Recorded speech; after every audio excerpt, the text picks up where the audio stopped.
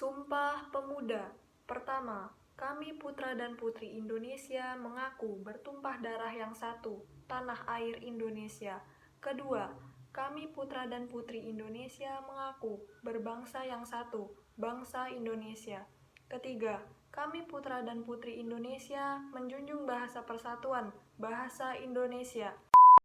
Teks bacaan yang tadi namanya Sumpah Pemuda, yang biasanya kita peringati setiap tanggal 28 Oktober. Kira-kira Sumpah Pemuda apa ya maknanya? Makna Sumpah Pemuda memiliki arti mendalam bagi sejarah bangsa. Isi Sumpah Pemuda yang dicetus pada 28 Oktober 1928 ialah ikrar bertanah air satu, berbangsa satu, berbahasa satu, Indonesia. Sumpah Pemuda tercetus dalam Kongres Pemuda II, tanggal 28 Oktober 1928. Namun 2 tahun sebelumnya telah dilakukan Kongres Pemuda I, mulai tanggal 30 April hingga 2 Mei 1926 di Batavia atau Jakarta. Kongres Pemuda I atau Kerapatan Besar Pemuda dihadiri oleh perwakilan dari Perhimpunan Pemuda-Pemudi, termasuk Jong Java, Jong Sumatranenbon, Jong Ambon, Sekar Rukun, Jong Islamitenbon, Studeran Minahase, Jong Bataksbon, Pemuda Kaum Tisofi, dan masih banyak lagi. Tujuan Kongres Pemuda I antara lain mencari jalan membina perkumpulan pemuda yang tunggal, yaitu dengan membentuk sebuah badan sentral dengan maksud pertama, untuk memajukan persatuan dan kebangsaan Indonesia, serta yang kedua adalah demi menguatkan hubungan antara sesama perkumpulan pemuda kebangsaan di tanah air. Namun, Kongres Pemuda I diakhiri tanpa hasil yang memuaskan bagi semua pihak, lantaran masih adanya perbedaan pandangan. Setelah itu digelar lagi beberapa pertemuan demi menemukan kesatuan pemikiran, maka disepakati bahwa Kongres Pemuda II akan segera dilaksanakan.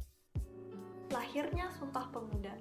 Kongres Pemuda II dilangsungkan selama 2 hari, pada tanggal 27 dan 28 Oktober 1928 di Batavia.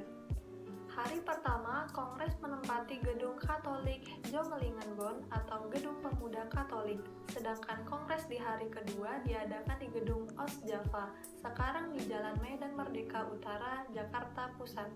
Tujuan Kongres Pemuda II antara lain, yang pertama, melahirkan cita-cita semua perkumpulan pemuda-pemudi Indonesia. Yang kedua, membicarakan beberapa masalah pergerakan pemuda Indonesia. Yang ketiga, memperkuat kesadaran dan memperteguh persatuan bangsa.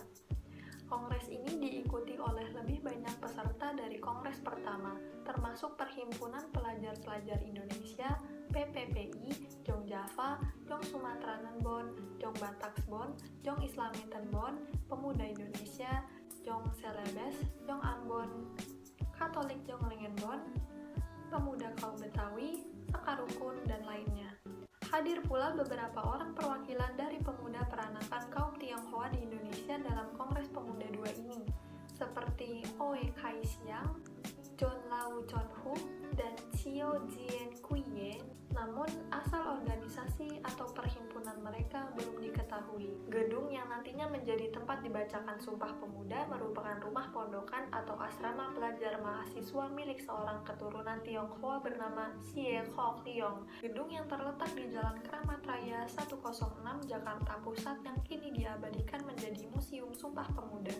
Berikut ini adalah susunan panitia Kongres Pemuda II yang diketuai oleh Sugondo Jojo Puspito, PPPI. Hadir pula Wage Rudolf Supratman yang memainkan lagu Indonesia Raya di Kongres Pemuda II dengan alunan biolanya. Lagu Indonesia Raya juga dinyanyikan untuk pertama kalinya dalam kongres ini oleh Doli Salim, yang tidak lain adalah putri dari Haji Agus Salim. Setelah melalui prosesi panjang selama 2 hari, maka pada 28 Oktober 1928, para peserta Kongres Pemuda II bersepakat merumuskan 3 janji yang kemudian disebut dengan Sumpah Pemuda. Kongres Pemuda II yang menghasilkan Sumpah Pemuda merupakan salah satu tonggak sejarah bangsa Indonesia dalam mengawali kesadaran kebangsaan.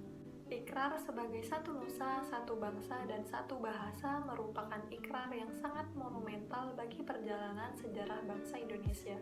Makna yang terkandung adalah bahwa peristiwa bersejarah itu mengajarkan nilai-nilai persatuan bangsa.